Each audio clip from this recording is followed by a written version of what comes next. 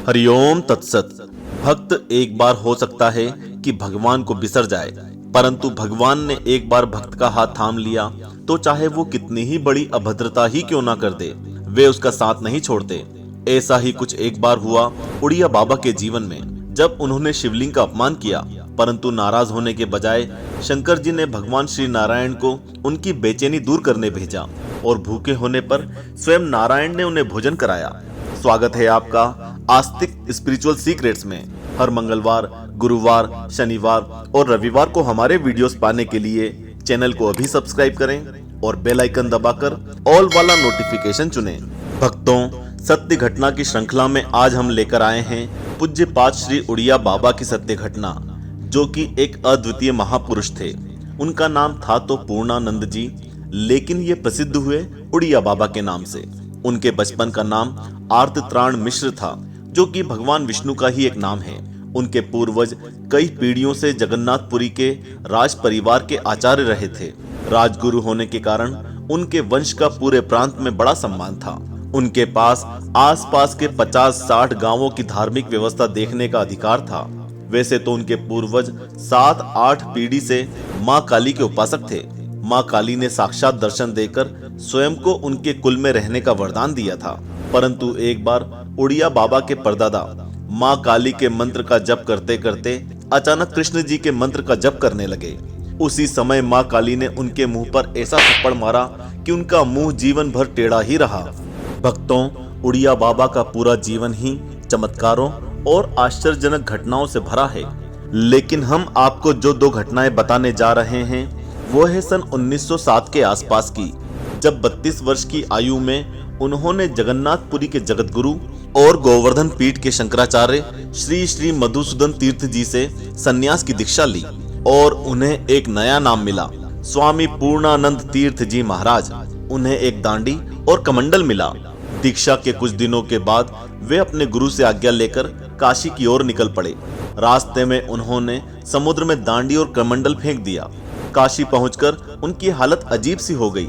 वे अपने पास किसी तरह का कोई पात्र नहीं रखते थे। वे कंबल लपेटे इधर उधर पड़े रहते थे। कोई सिद्ध योगी के न मिलने से उनकी साधना भी शुरू नहीं हो पा रही थी और इसीलिए उनके चित्त में बड़ा असंतोष रहता था। वेदांत की चर्चाओं में भाग लेने के बाद भी उन्हें कुछ अच्छा नहीं लगता। रात दिन यही चिंता रहती कि चित्त कैसे शांत हो, किस तरह सत्य का अनुभव हो, किस तरह ये दुनिया के प्रपंच की पहेली सुलझे। ग्रंथों के पढ़ने से तो कोई बात समझ आती नहीं और दूसरा कोई उपाय सूझता भी नहीं। परमार्थ प्राप्ति की बेचैनी ने उन्हें इतना परेशान कर दिया कि वे कई मील चलकर किसी जंगल में पहुंच जाते तो कभी किसी कुटिया में कई दिनों तक बैठे रहते। मल मूत्र त्याग भी नहीं करते। रास्ते में महात्मा मिलते, लेकिन उनकी श्रद्धा को कहीं कोई आश्रय नहीं मिलता। दिल में एक आग सी जलती रहती। और इसी तरह वे चलते चलते फतेहपुर जिले की किसी जगह पर पहुंचे। वहां मां भागीरथी के किनारे एक शिवालय था। वो जगह निर्जन और शांत थी। वे मां गंगा की अभंग शांति को निहारने लगे। उसी समय उनको अपना शरीर बोझ मालूम पड़ने लगा और उन्होंने उसी क्षण मां गंगा की गोद में समाने का निर्णय किया। उन्होंने अपनी चादर उतार के अलग रखी और जैसे ही कूदने को हुए कि अंदर मन में एक हिचक हुई कि इस तरह जान देने में कोई सार नहीं है। मुझे सोचना चाहिए कि मरने से आखिर होगा क्या। हो सकता है यही सोचते सोचते कुछ अनुभव हो जाए। ये सोचते सोचते वे शिवालय के अंदर गए। मन में नास्तिकता का भाव तो चरम पर था ही। नास्तिकता थी इस संसार के मायावादी विचारों की। जैसा कि वेदांत सूत्र कहता है, ब्रह्म सत्यम जगत मिथ्या, यानी कि ब्रह्म सत्य है और बाकी सब झूठा है। वे शिवालय में शिवलिंग पर पैर रखकर लेट गए।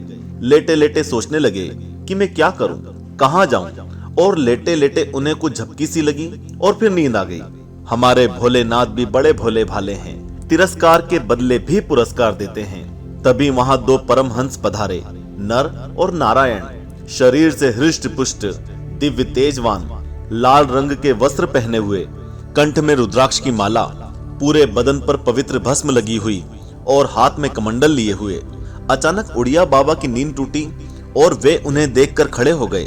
अब बाबा के मन में सृष्टि के विषय में जितने भी प्रश्न उठे हुए थे उन्होंने वे पूछना शुरू कर दिए। वे दोनों परमहंस उन्हें समाधान के रूप में सबके उत्तर देते गए। ये क्रम बड़ी देर तक चलता रहा। धीरे धीरे करके उनकी सारी उलझनें सुलझ गई। इस हालत से निकलकर वे स्वस्थ हो गए। सभी शंकाएं निवृत्त हो गई। हृदय की सारी ग्रंथियां खुल गई और हृदय में परम शांति का अनुभव होने लगा। अब उनको सारा जगत स्पष्ट दिखने लगा। ऐसा लग रहा था मानो सारा जगत शून्य रूप है, यहाँ मुझसे अलग कुछ है ही नहीं। ये अनंत कोटि ब्रह्मांड मुझ में ही है। ये अनुभव इतना स्पष्ट था कि वे इसे अपनी आंखों से देख रहे हों।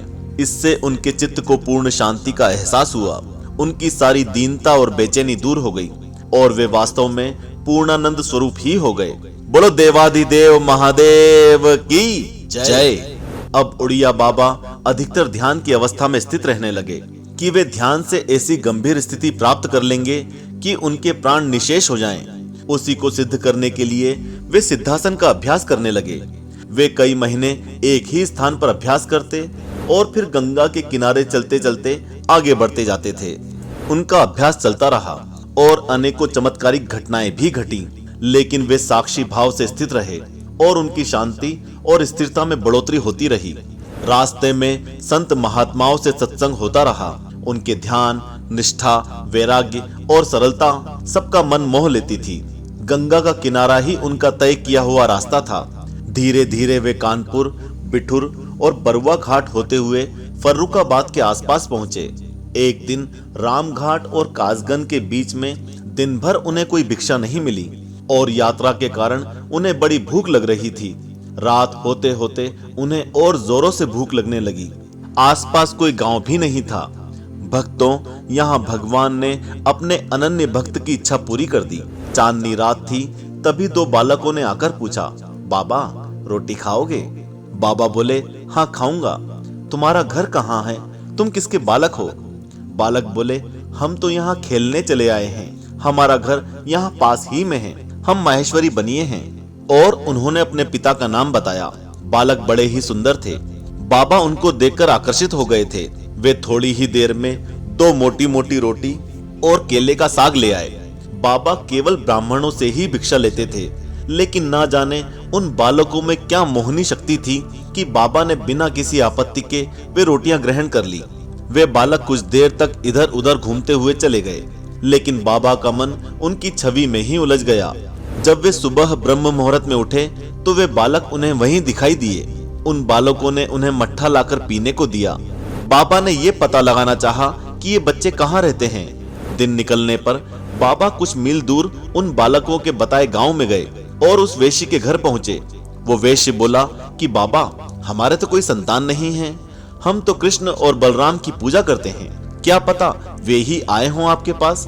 इस घटना का उड़िया बाबा के चित्त पर बड़ा गहरा प्रभाव पड़ा। उनके जीवन में एक महान परिवर्तन आया। वे इससे पहले तक तो ईश्वर के निर्गुण और निराकार रूप को ही मानते थे, लेकिन अब वे ईश्वर के सगुण और साकार रूप को मानने के लिए मजबूर हो गए। आगे भी उनके जीवन में अनेकानेक चमत्कार होते रहे। पूरा बता पाना तो मुश्किल है। सन 1948 में उनके नश्वर शरीर का यमुना जी में जल विसर्जन किया गया। ऐसे परमहंस उड़िया बाबा के चरणों में हमारा कोटि कोटि नमन है, नमन है, नमन है। ओम नमः शिवाय।